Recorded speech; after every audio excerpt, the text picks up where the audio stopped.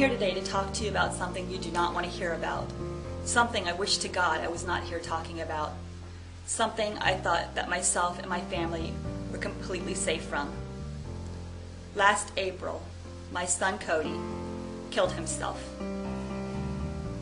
He was just finishing his second year at University of Florida in mechanical engineering, getting ready to come home for summer break, telling all his friends how excited he was. No one ever suspected that he was secretly traumatized, except for his roommates and maybe the Gainesville police. I'm sharing this part of my life with you because I cannot save my son. It has taken me several months to realize that no matter how angry I get or how hard I try, he is not coming home. The most I can do now is to be there for my daughter and to maybe help others realize that troubles are not always evident. Let me tell you a little bit about Cody. First off, he loved going to UF and being on his own. He was always so independent and strong-minded, even as a young child. His strength in academics received him a full high school scholarship to American Heritage High School, a Bright Future scholarship to UF, and a National Merit finalist. His sense of humor was always witty and sarcastic, never taking life seriously. We were all so proud of him. I always believed that he would make the right choices for himself. Well, being human, Cody made a mistake, one that he felt he couldn't live with. Now I'm going to let him tell you about it in his final letter, and I've asked his best friend, lifetime friend, Nick Aslanley, to read. I will follow with my response letter. My hope in sharing my family's personal tragedy is to try to spare another family this heartbreak. To Mom, Dad, and Hannah. I have no idea how to put into words all the things I want to say to you. I love you more than I could ever hope to express, even if I was never very good at showing it. Even if my actions now seem to suggest the opposite. If I had known 2 weeks ago that I would be doing this, I would have driven home and never left. On April 11th, DEA agents searched my apartment on suspicions that my roommate was selling drugs. Like the short-sighted idiot I am, I was making hallucinogens known as mushrooms and DMT. These are safe to the body and completely non-physically addicting, but they're Schedule I drugs, meaning their manufacture is considered a greater offense than crystal meth or crack. Yeah, makes no sense to me either. Among other things, I am soon to be charged with at least 4 felonies, 2 of them being drug manufacturing and trafficking. Basically, life-changing consequences that I am not capable of dealing with. I never made these to sell, just for my own enjoyment. I know this is pointless information, but wanted you to know that this is not something you could or should have seen coming. 2 weeks ago, I was very, very happy with my life, and suicide was literally the last thing on my mind. Mom and Dad, I love you so much, and I could not have asked for better parents.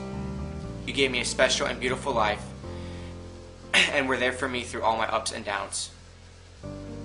I was given a perfect life and opportunity by you, but I played a selfish gamble with my future and lost big time. There should be no guilt or what-ifs in your heart, as you should know that nothing you could have done would have made me a better person. I am the failure in this case. I believed I would never be caught for my own actions, and I was wrong. I failed to see that the most important part of life is family, and my greatest regret, other than what I am doing to you and our family, is that I did not spend more time with you and Hannah in recent years. You deserved a better son, and I wish I could have been that son. Hannah, this is hard for me to write, especially knowing the pain I'm about to cause you and Mom and Dad. I messed up big in a big way, and I'm taking the selfish way out. I love you so much, Hannah, and I'm sorry I won't be able to be there for you as you go through life. You are growing into a beautiful young woman. I know, I checked your Facebook, and I cannot express how sorry I am to be leaving you, especially like this. I was not the big brother I wish I could have been for you, and that is my greatest regret. You, Mom, and Dad do not deserve what I am doing to you. I am a horrible role model, but I know you will continue to be a beautiful person and live an outstanding life. I just wish I could be there for you. I will not try to justify my actions, both the drugs and the suicide. Though I strongly disagree with the laws regarding the 2 main substances I was caught with, a law is a law. I played with fire and I got burnt. I was unintentionally gambling away my future, my happiness, and my life all in the name of stupid fun. I'm beyond sorry for my actions, Mom and Dad. You raised a better son than what I've done, and I have no explanation for that. I wish I did. I wish I had a horrible family so that I could do this without more remorse, but I don't. I have a loving family that is perfect in every sense of the word, and now I'm throwing that away and ruining your lives for further selfish reasons. I wish I was a better person, a better man, a better son, and a better brother, but I'm not. I'm just some selfish idiot causing big problems in your lives by escaping my own. But know that I always have, and always will, love you. Cody.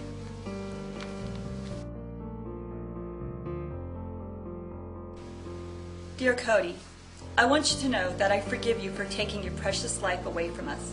I understand that you are in such a dark place that you could not find your way out. If only you would have reached out to us. Did you not realize how deep our love was for you? That we would have spared no effort or cost to see you safely through this storm? I would give anything to have you back. I'm sure you suffered tremendously, but now your family and friends are suffering and will continue to suffer because you are not here with us. You found yourself under a dark, ominous cloud. But how many times have we put up those damn storm shutters on our 12-foot windows, only to have the storm be so mild that you and your sister played in the wind? Sometimes fear is worse than reality. I know that you would have made it. We would have rallied as a family and dealt with your problem and been stronger for it. Wiser too. Maybe we would even someday laugh about the college days and worry about your children as they headed off into the world. Your storm would have passed, Cody, and the sun would have risen for you again. But for now, you'll remain forever in my heart. Love, Mom.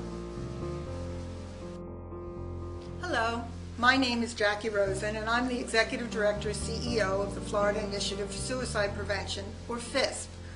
What you have just heard is one of just many stories that take place in the U.S. at a rate of 35,000 that die by suicide and up to 875,000 attempts each year in the U.S. Suicide is the 11th leading cause of death in our country. Each and every 15.2 minutes there is a death by suicide and an attempt every 38 seconds. Suicide is the third highest killer of 14 to 24-year-olds and the second highest killer of college students. The most prevalent cause of suicide is depression, and as a family member, friend, co-worker, or schoolmate, you need to know that the signs of suicide. Don't ignore the signs. Reach out. Help. Go to FISP website and learn all about the signs and how the many things that we have in resources and what FISP really does to help. You can make a huge difference in a lot of lives when you help save a single life. You may even change the world.